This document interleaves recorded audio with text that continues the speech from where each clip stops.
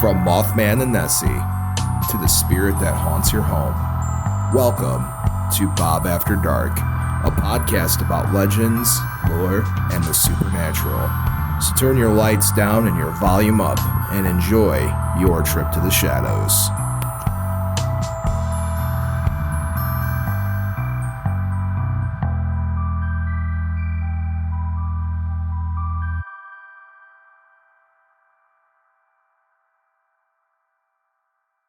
Oh,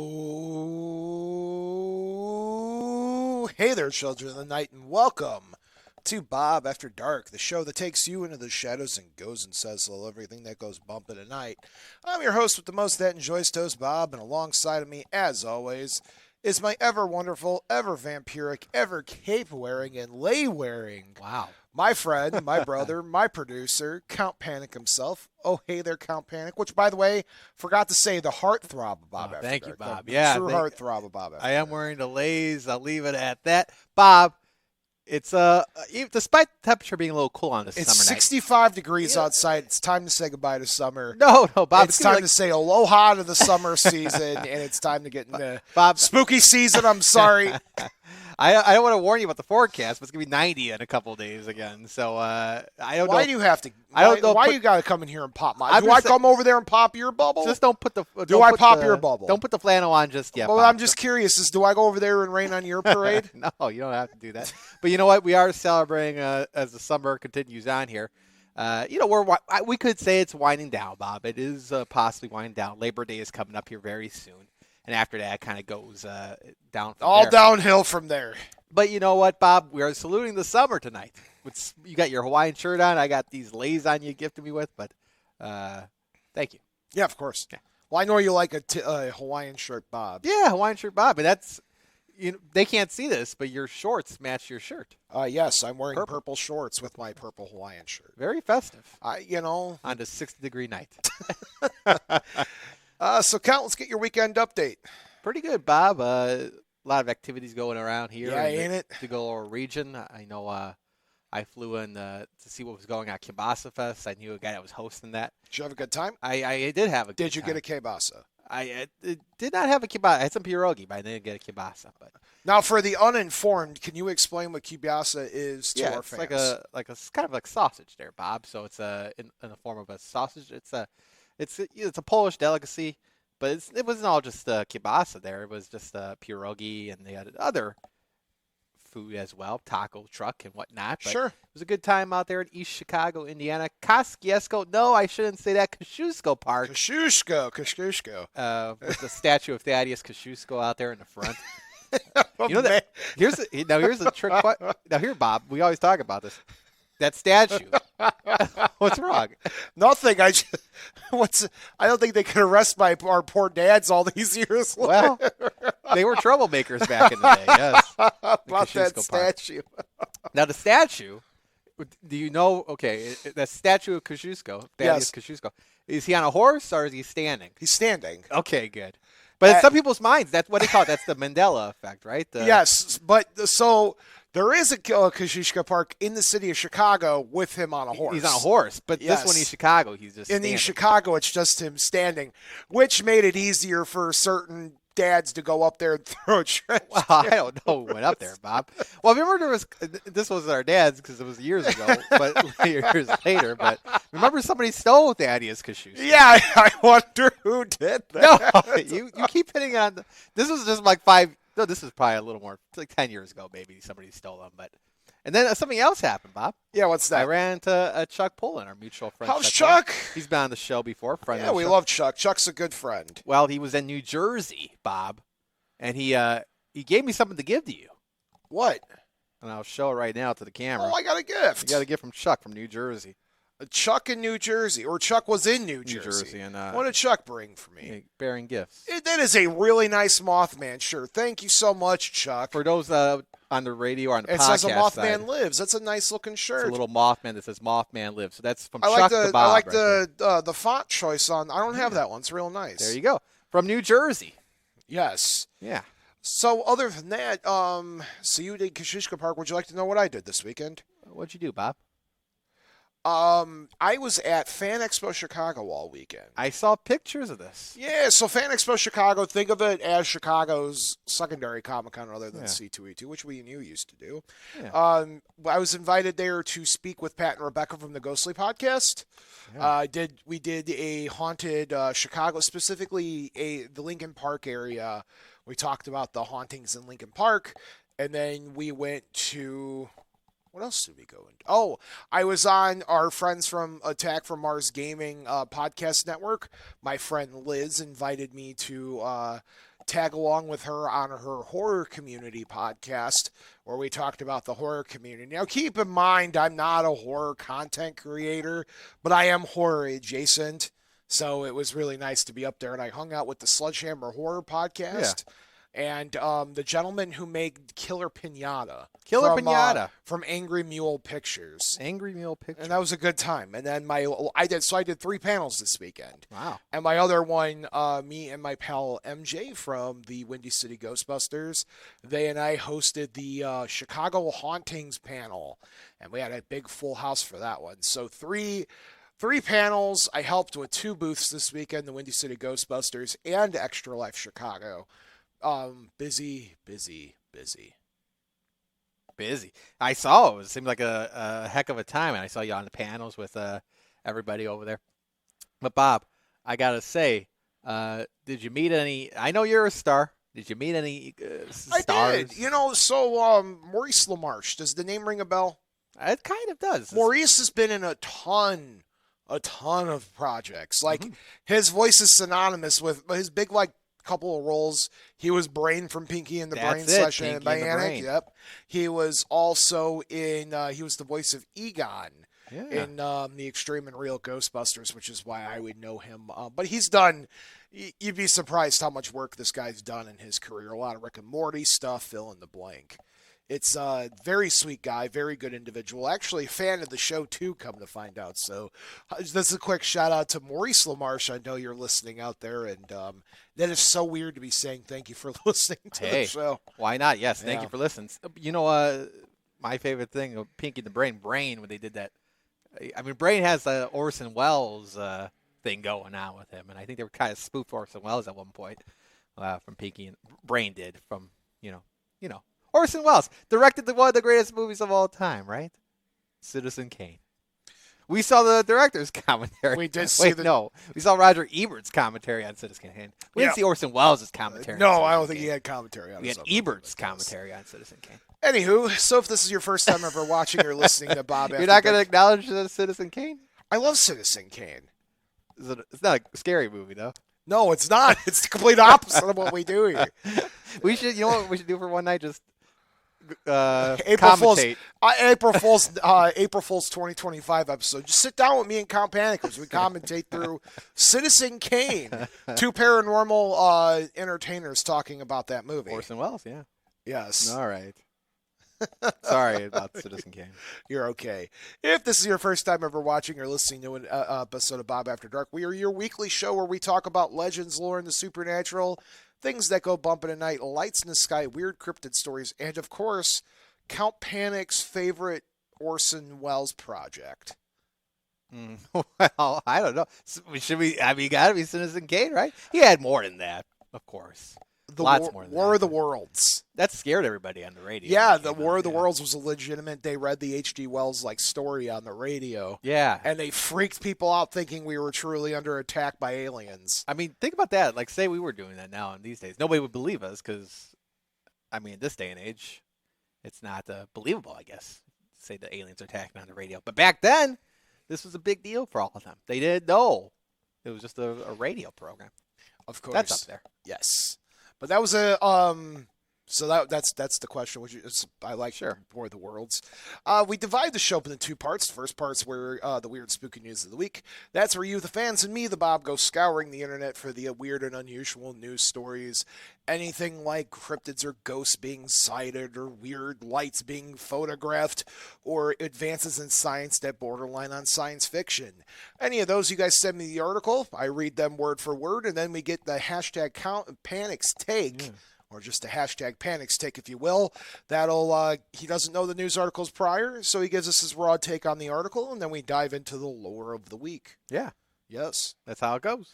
All right, so without further ado, Count Panic, you ready to dive into the weird spooky news of the week? Sure, what you got? Okay, so this first one actually comes to us from fan Jim Norman.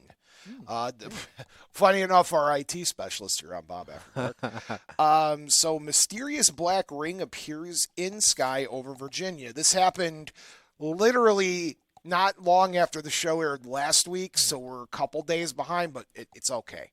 So a mysterious black ring appeared in the sky over southeastern Virginia on Tuesday. Nextstar's Wavy started receiving messages shortly after 11 a.m. as viewers reached out with images and video of an ominous-looking ring floating in the sky. Ron Stepp, who sent in the video, said he was working in the vicinity of Eastern State Hospital in Williamsburg when it appeared overhead. He described it a huge smoke ring and said it disappeared after about 10 minutes.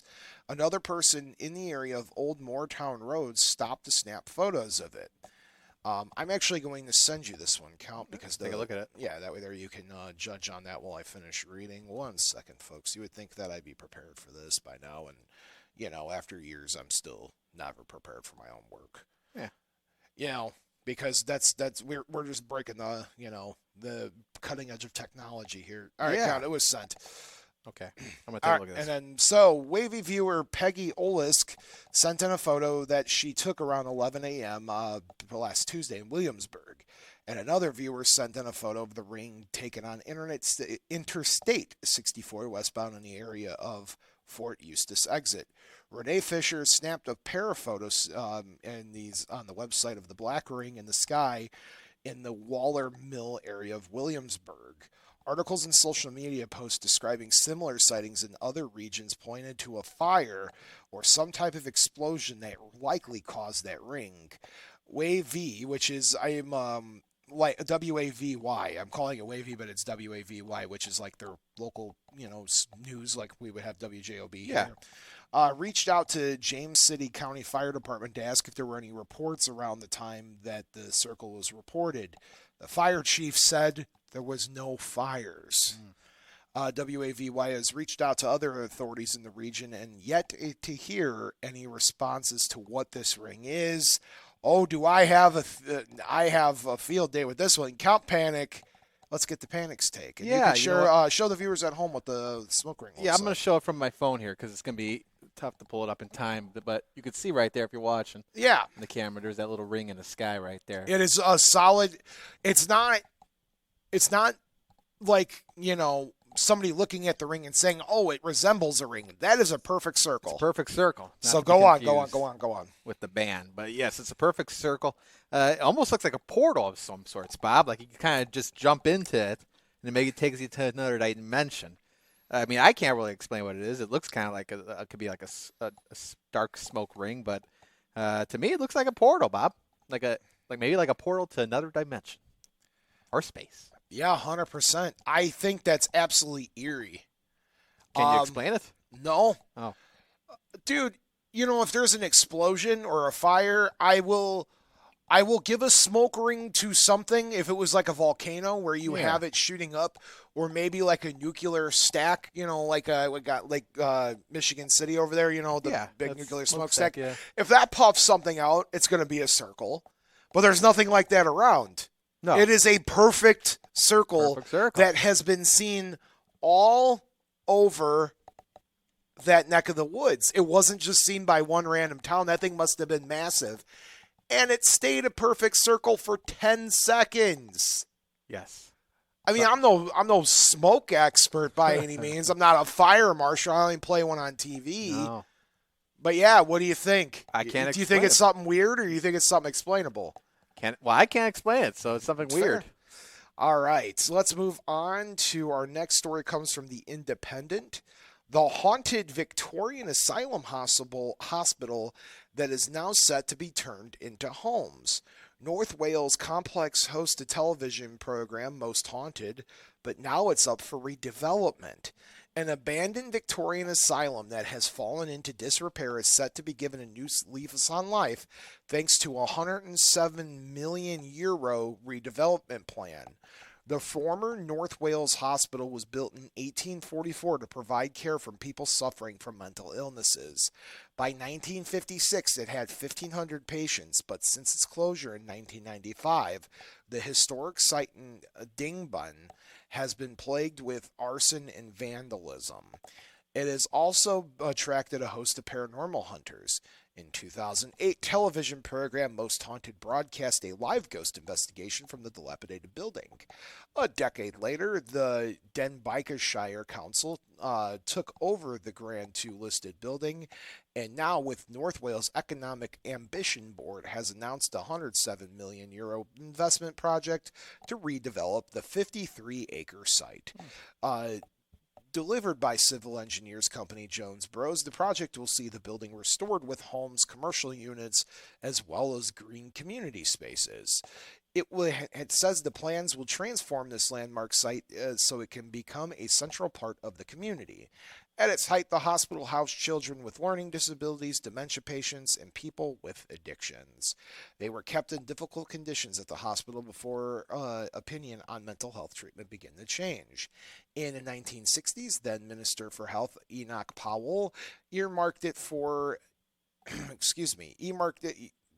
geez, my notes just crashed. Sorry, Count Panic, No. That's weird. Oh, stand Stand by. Sorry, guys. That is the most confusing thing I've seen in Do a you long think time. that was a paranormal experience? That was weird. It just stopped. Maybe There we go. Shows you're not That's supposed to be talking weird. about this story. All right, so the new development at the hospital would create 360 apprenticeship opportunities and 70 full-time jobs by 2035. Wales Office Minister Nia Griffith said it is fantastic news that this development is moving forward and breathing new life into its iconic site, which has been derelict for so long. Once it's completed, there will be new homes, business spaces, and open green spaces to benefit the whole community. Hugh Jones, chair of Jones Brothers, said the project still has a long way to go and many elements need addressing and agreeing before we could work on the site. As a local company, we are very aware of the site's significance and part it played in the town's history. Hashtag Panic's take. Yeah, how about that? Well, that's kind of a historical story there, Bob, isn't it? Well, Like, it's they talking say about the this future they as say well. they say the hospital site and the grounds are haunted. Yeah, I don't know. They always say don't build anything where it's But Probably I mean, everything. not. There's definitely a cemetery on site. Yeah. Because back in the day, the criminally insane, fill in the blank, and the people that had poor mental health, Yeah. if they were put in there by the state, and if unfortunately they passed, they didn't go to a cemetery. There was usually a cemetery on site with a bunch of unmarked graves. I've seen them before. If you ever go to Peoria, Illinois, I went with our friend James once. The old tuberculosis hospital site, there is an entire TB cemetery there that has hundreds of stones with no names on them, just numbers. Yeah. So not only are you probably building over a cemeteries, you're building over extremely haunted land. I wouldn't live. I mean, I'd live there, but I would get your homes definitely blessed. Yeah, I think try to avoid it at all costs, Bob, if you can. Don't go on top of burial ground. Also, can you imagine how the building is this solid Victorian architecture, man? Yeah. They say it's going to take till 2035 for it to be completely done. Take a while, yeah. It's also a lot of money being invested in the project. Yeah. I don't know, man. You build over something like that, and mental health hospitals, especially old ones, they're a hotspot for paranormal activity because of just the negative energy footprint that place left behind. You know, our not that our mental health care is top notch these days, but it's way different than it used to be. Yeah. I just say avoid it. Try it. Build in the cornfield or something like that. Sounds good. All right, Count, you ready for our final news story Sure. before we move into the lore of the week? Yeah. All right, so this one comes to us from the New York Post. I own the world's most haunted doll, and she left my back burning with scratches. This is written by Asia Grace, published on August 19th. This doll is not to be played with.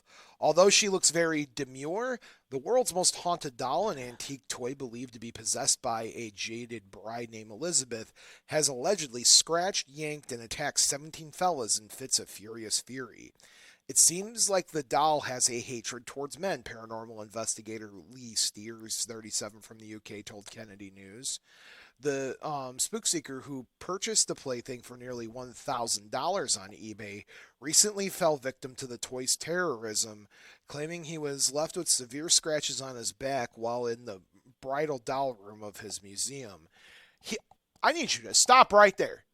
This guy's got a haunted museum of, it sounds like just dolls. Well, you hate and there's this already. a bride section. Yeah. If you have a haunted museum, all right, and you have enough dolls in there to warrant needing to build a bridal doll room, you have too many haunted dolls, man. One's enough.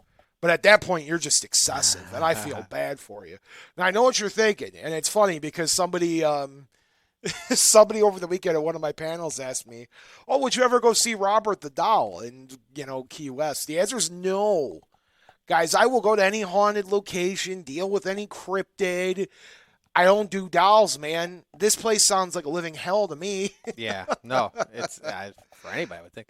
But anyway, the bridal doll room of his museum. People say it hates married men and goes around scratching married men, said Steer. I suspect it to be the most haunted doll in the UK as it's in my purchase. But she's far from the only creepy cutie to curse the citizens of Great Britain. Aisha Barrett, 35, a London-based property guardian residing in an abandoned hospital, previously revealed her unconventional crib crawled with tortured souls.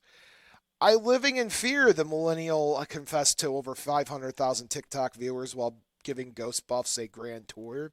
And across the pond in NYC, music maniacs claim that rock legends Jimi Hendrix West Village studio, the Electric Lady, is too full of phantoms. Pretty much every assistant I know has had some sort of kind of sighting at night when they're alone, said the Grammy award-winning mixer Michael Brower told the Post earlier this month. But Steer says the demon doll doesn't need her target to be solo before attacking. In fact, the apparition's pro claims that he has been assaulted while in the company of his girlfriend, Sarah Carter, 32, and another spirit sleuth. I was doing an investigation and I had a burning sensation on my neck, said Steer. At first, I didn't think much about it, and when Sarah and the investigator, mentioned I had scratches on my back, the burning sensation moved down, he continued. Liken the marks Elizabeth left to a pentagram. Please. It seems like the doll has a hatred towards men, added the expert. People say it hates married men and goes around scratching married men. But Steer's colleague, John Paul Kenny, 34, felt the doll's wrath while filming a TikTok live while on a date with his girlfriend, Kimmy Jeffrey, 38, in the bridal doll room. We're back to that. I had my shirt on and I was just talking to her and I felt someone grab my shirt and skin was touched, said Kenny.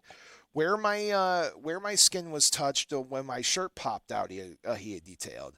I reacted like if someone had come behind me and pulled my shirt and wanted my attention. I kept thinking I was seeing the bridal woman all night too, and I wasn't scared to put me on the edge. The hair-raising moment was even captured on camera. It's 100% the bridal doll who did this to me, Kenny insisted, claiming that he has been told he favors Elizabeth's fiancé. On the night, I felt like I had seen her in the corner of my eye in a white dress. All night we were going around and I could feel it. It was amazing. But Steer says the doll often just leaves ladies alone. It is all men and never a woman that has been attacked, he explained. It, the doll, has moved stuff in the room while Sarah has been there, but it only claimed to have scratched a male. Elizabeth has also been accused of throwing perfume bottles, projecting bone-chilling words such as bride and haunting on the screens. The little troublemaker's motive, however, remains unknown. Why she is doing it is a mystery, said Steer. Some people think that she was treated badly by a man, and some think that her wedding went wrong, so this is why she haunts a bridal doll. It could be also the fact that Elizabeth has always been in the center of attention in the museum, and now we're getting new items, and she's feeling a bit of jealousy of the father of the warned. The father of the two furthered. We've got famous items from The Conjuring. Now maybe she is feeling a bit forgotten, so she's making herself known in the most extreme way. as dear sweetheart Carter is making it known that she will not be in the Elizabeth's presence unaccompanied. I won't go through the bridal room because you have to walk through the door to get to the light switch, so it's pitch black when you first go in, she said. If I ever do go to the switch until to turn the light on, she messes with the light switch, Carter said. And she knows it unnerves me. I hate it. Hashtag panic steak. Yeah, I mean, tell you, Bob. One thing, Dow's, I know you're freaked out with Dow's, and I am too as well. But the burns and such, having a room dedicated to all this, Bob. What's that? Having a whole room dedicated to something like this, like who really needs that? Look, man, to each their own. Yeah. I if I was to have a haunted museum, I'd have a doll room, I suppose, that I would never go into. But they'd all go in there. Every last doll would just go into the room. I don't care. I don't need a bridal doll room. They all just go stay in there. Yeah. You know what I mean? Yeah. I don't know. I just think it's something.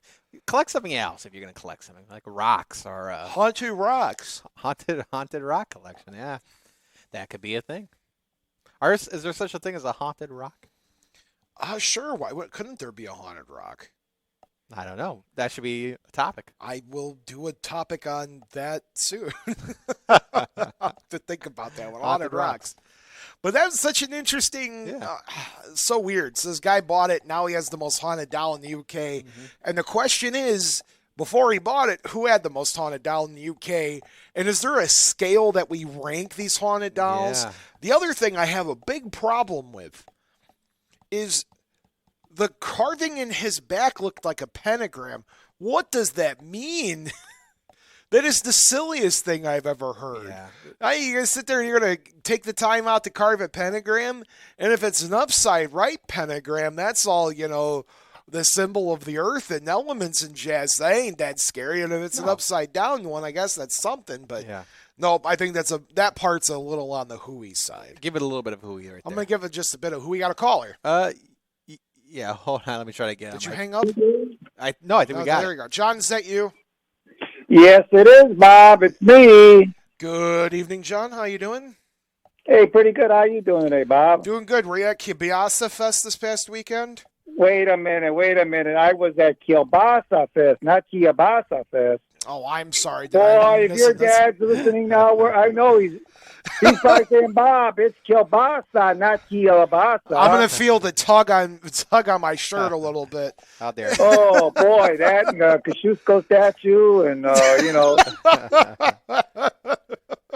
Hey, they're all, we were out, that was our hangout, Bob. That's bring back memories, I think the statute of limitations is over. Is there any truth to that you guys put the garbage can over Kosciuszko's head? I don't think they ever did that. I don't know.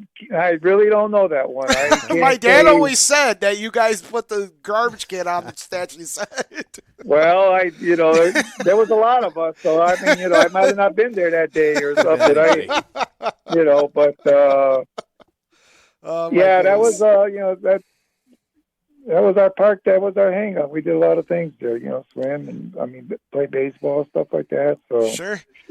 It's nice that the mayor has something like that to keep the memories going. But anyway, that hospital that's going to be converted into a housing complex, you say, or what? Yes, sir. That's what it sounds like. They're going to be building some homes on it, so it's going to be some sort of community. Well, what is it? What is it? Overlooking ocean or something? What did they take any? It's in the field, so it's just this big open field with this old abandoned hospital on it. But what? How do they think people are going to be attracted to something like that? Rising people living there. It sounds like it's in the quiet part of England, so. Just kind of want to be away from everybody, maybe close enough to still be able to commute in a major city for work. Do you think people are aware of, well, I'm sure they have to be aware of what it was, but like you say, there's usually some paranormal activity going on after the fact and stuff like that, right? I would say so. I don't see a lot of folk in England being a little bit as superstitious as we are here. Don't get me wrong, there is definitely English paranormal folk. I'm not saying that's not the case, but I don't know if, I'm not from there, so I couldn't tell you if they're a little bit more believable as we are here, over there, they may hear that it's haunted, and they might just be like, hey, I'm just going to live there anyway because there's no such thing. I don't know. You might have some people that buy into the area that's like thrill seekers that just want to live in a haunted, neck of the woods, Yeah, I don't think that would be for me. Well, how about you? Oh, 100%, John. That's this. The day comes when I start looking for my forever home. I will be asking every realtor, is this house haunted? And if the answer is yes, that goes up on the list of why I would buy it. You know what? That was a stupid question, I think, on my part, because why would you delve into stuff. Exactly. Here's the thing, if I moved into a house that had some spirits to it, I just treat them like they're, my roommates or another part of the family. Wouldn't bother me none. And if they were, negatively charged spirits, they can go. But if it's a positive old woman living there who just doesn't know how to move on, whatever. I'll leave a candle on for you or something, Yeah, I hear you. And you know what? I'm aware of your fear of the dolls there, but like even a Barbie doll, don't do it. Nope. Nope. Don't like them, man. So a doll is, like you said, a doll is a doll is a doll. It doesn't matter what it's categorized. There is some exceptions. Marionette puppets don't bother me. People have asked me that, like ventriloquist dummies or marionettes, do they bother me? Puppets, those don't bother me so much. Stuffed animals, they don't bother me.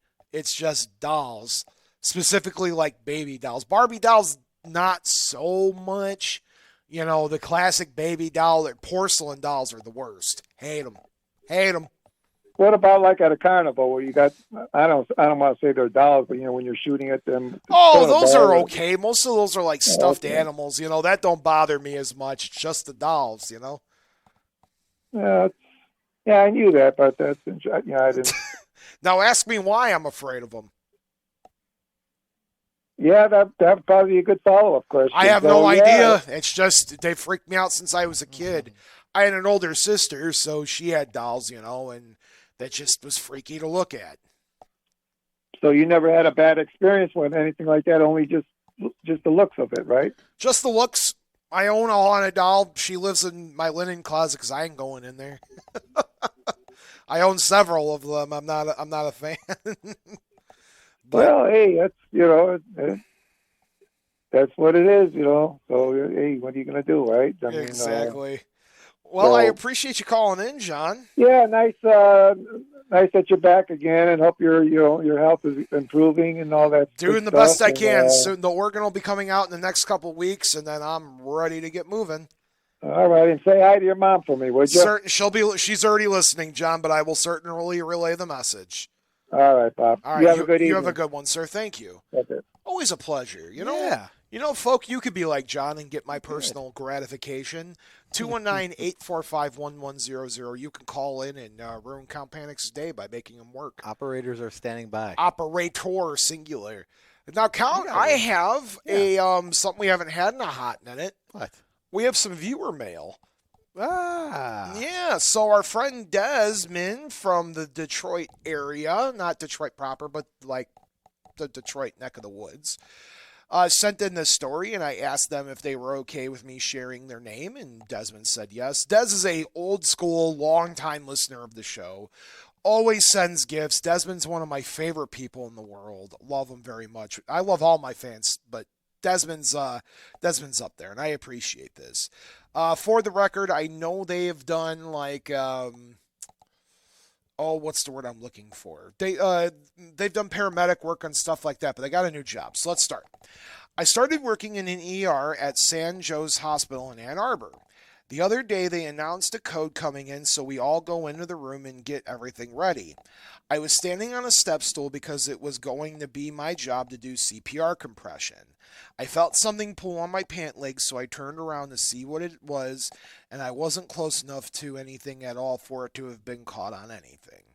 When I look up, the monitor started showing a heartbeat and breath pattern, but outpatient wasn't there yet.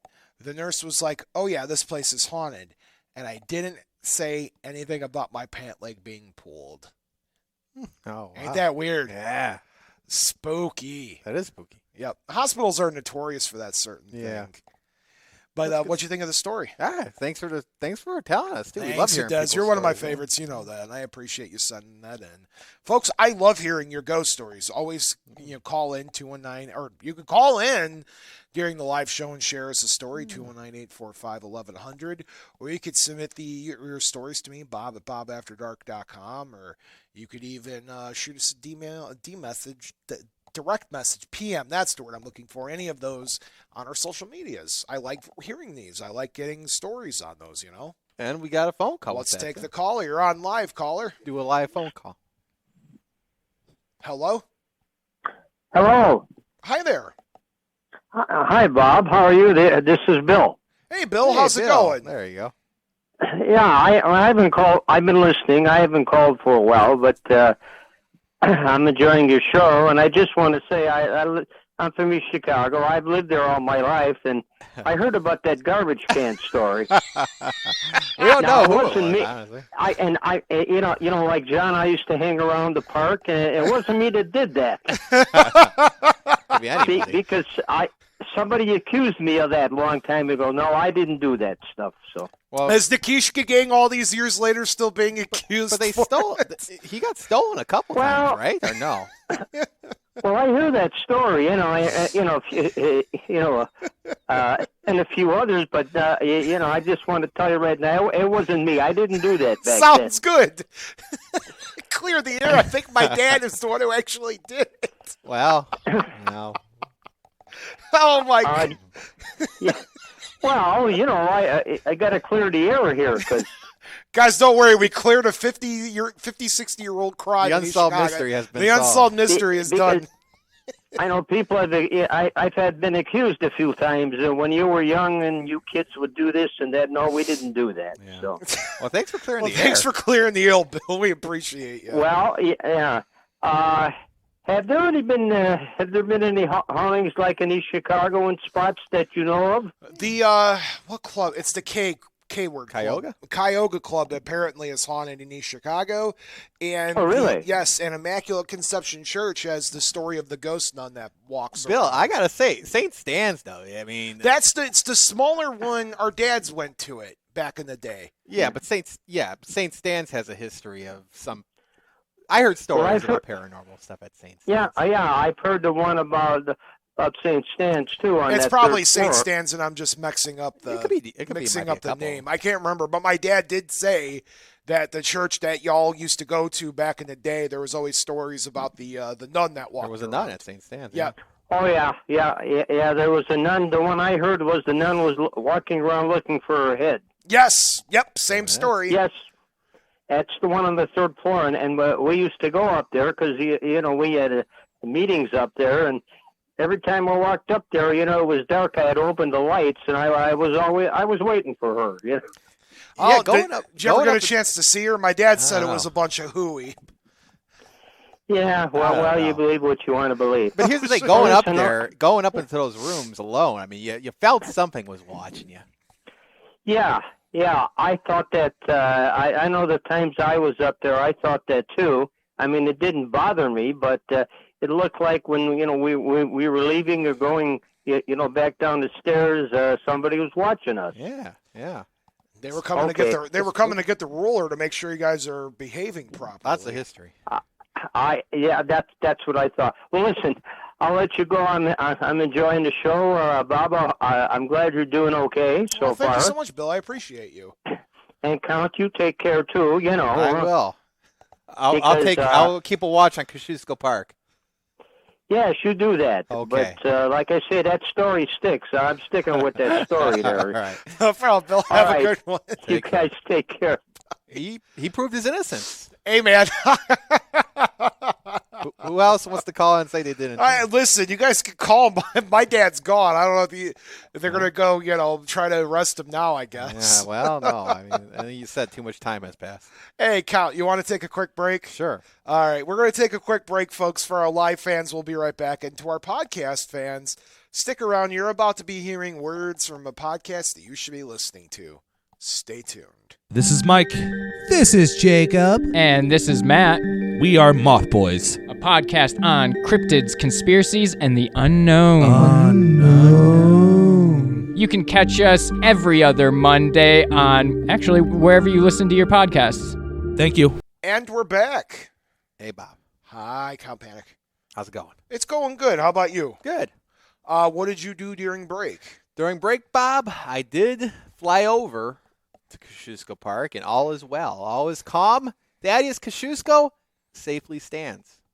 How about you? You know, Count, I was curious about something, and I went to England to go to the person's home. Wow, you went further down than me. I just went to Kosciuszko Park. I went to England real quick. I've dropped by. I went to go leave a guy a note saying there's no reason to have more than one doll room in order to have one that's called the bridal doll room. You know. Yeah. All right, Count. Do you Yeah. know what I think about when I think of? I had a whole point to this, and I totally lost my punchline. You know what? One place. How about this? You know, one place I've always wanted to visit in my life. Where? England. I've always wanted to visit England. Yeah, which Not is why I your- went. So with all this Hawaiian shirt stuff on, we're not. I picked an England You story. picked an England story. This one's pretty cool. I like this Okay. one quite a bit. I thought there was a theme. There's not. Oh, okay. Count. People know how I pick my I topics get- here on the yeah. show. Sometimes I nail themes. Sometimes I go completely against Yeah. the grain. But this one's a pretty cool story. It's the story of Jenny Greenteeth from England. You ready to learn some lore on the villains wiki? Yeah, let's hear it. All right. So Jenny Greenteeth is a malevolent hag, meaning like evil woman. I don't want to use the word witch because that's usually what it is, but evil creature that presents itself as like a female human from English folklore associated with bodies of water such as rivers, streams, and lakes. Areas of land with the creature would haunt in order to lay in wait on unwary travelers to stray too close to the water's edge, at which point she would drag her victims into the water and drown them before devouring them. Like many hags had a fondness for killing and eating children, but would attack any, regardless of age, that strayed her path. Jenny Greenteeth is depicted as green, a rotting creature with long arms and claws, as well as vicious teeth by which to consume her victims. Often weeds and plants grow from her body, which are signs of her aquatic nature as her symbolic nature. For in ancient times, Jenny used to be a warning for children not to go near dangerous bodies of water, where they could easily fall in said waters and become tangled in the weeds and plants, or in the case of rivers and streams, swept away. Interesting stuff, Yeah, right? I All would right, say so. let's keep reading a little bit more right. about her, okay? Yeah. So she also goes by different names: Wicked Jenny, Jenny Greenteeth, or just Greenteeth. We were saying, usually found right around Liverpool area in southwest Lancaster, and it's usually the name found right around like duckweed specifically, those things that are growing out of the water. She's known to be around duckweed quite a bit. Jenny Greenteeth is described, we were saying, with the green skin, long hair, sharp teeth, and the different names in the different locations change. So in the Lancaster area, her name would be Jenny Greenteeth, and in North Stratosphere, but in Cheshire and Stratosphere, she's called Wicked Jenny, Ginny, or Janine Greenteeth. She is also described as lurking in upper branches of trees at night, although this may be a folklorist's confusion with another English Ginny Hewlett, a folk name for an owl creature. Her name is deprived of the Grindilo, which has the alternative name Grendith or Grinteeth, which eventually developed into the term Jenny Greenteeth. She is likely to have invention to frighten children from dangerous waters, similar in nature to the Slavic Ruskla, the Kappa in Japanese mythology, the Australians bunyip. Some folklorists believe the tale recalls sacrificial practices. A similar figure in Japan folklore is called the River Mother or the River Mama. She is said to live at the fountainhead of large rivers in Jamaica, sitting on top of a rock, combing her long black hair with a gold comb. She usually appears at midday, and she disappears if she has observed anyone approaching. However, if an intruder sees her first and their eyes meet, terrible things will happen to the intruder. A similar figure is known as the Storm Hag, uncommonly known as Jenny Greenteeth, appears in American folklore around Lake Erie, specifically in the urban legends of Erie, Pennsylvania, in which sailors use a paranormal being to explain the dangers and shipwrecks in the Erie Triangle. The storm hag is said to have been a green-skinned woman with a teeth like shark, but they are green, and has yellow piercing eyes, who rests at the bottom of the lake off the coast of the Presque Isle and sings a song whenever a ship appears. Come in the water, love, dance beneath the waves, where dwell the bones of sailor lads inside my saffron cave. When sailors of the ship would hear the song, the storm hag attacks the ship and crew with violent storms and waves, sinking and devouring them. And in popular culture, Jenny Greenteeth has been seen in such a thing. She inspired the lake monster Meg Mucklebones in 1985's Ridley Scott's movie Legend. Have you ever seen that one? Yeah. Jenny Greenteeth is recalled by John Heath Stubbs in his poem The Green Man's Last Will and Testament, laminating the eclipse of cruel nymphs or the northern streams, Peg Prowler of the Teas, and Jenny Greenteeth of the Riddle. In a novelette, Water Babies by Simon Brown, Jenny Greenteeth is mentioned as being one of the many names for a child-snatching water demon. And in a novella, an Australian police officer investigates a series of drownings that turn out to be a predator or attacks by a seal-like creature. She appears in Terry Pratchett's The Wee Free Men, attacking the main character, Tiffany Aking, and her brother Wentworth near a shallow stream. Jenny Greenteeth appears in a number of Dungeons & Dragons Adventure modules, including Tales Trees Tell, Suits of the Mist, The Ghost, and The Dark Lord. She appears in the story Something Borrowed in the novel Summer Night, and is mentioned in the novel Proving Guilty by Jim Butcher, and is also mentioned in Ink Exchange by Melissa Marr. She appears in the story Pretty Jenny Greenteeth by Leeface Shawcross, who won a 2016 award.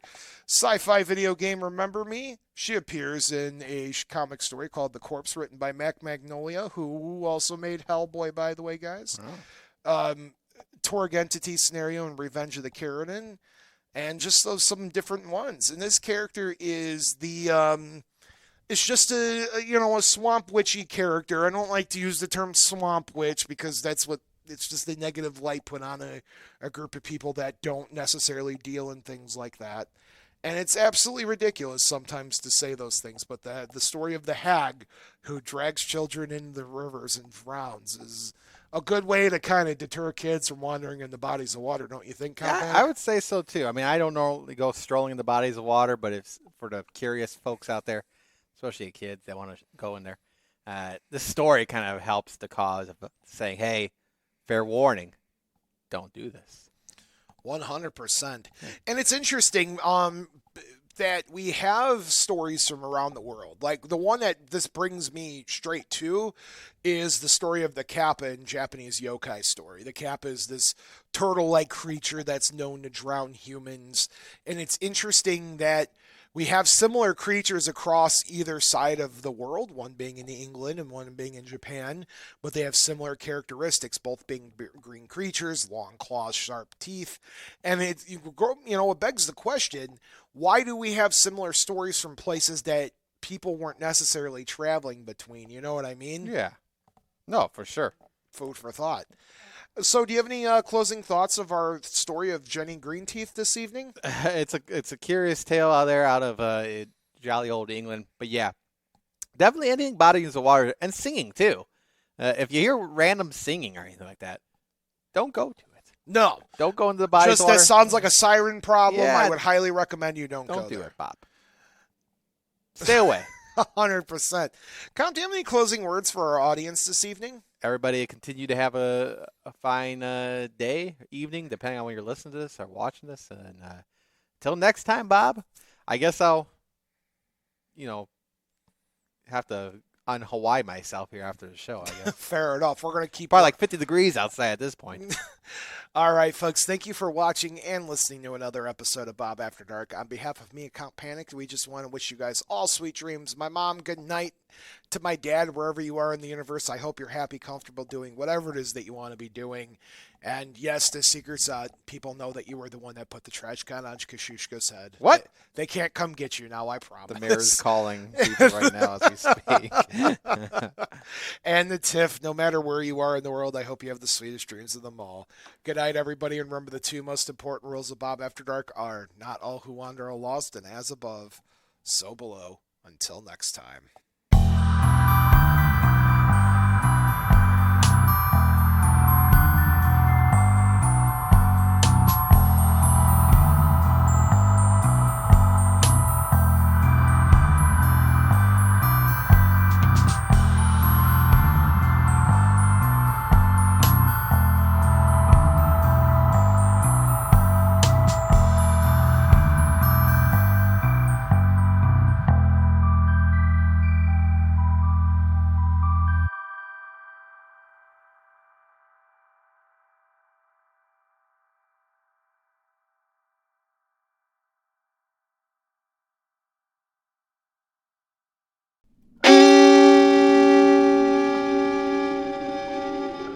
Memoriam Development.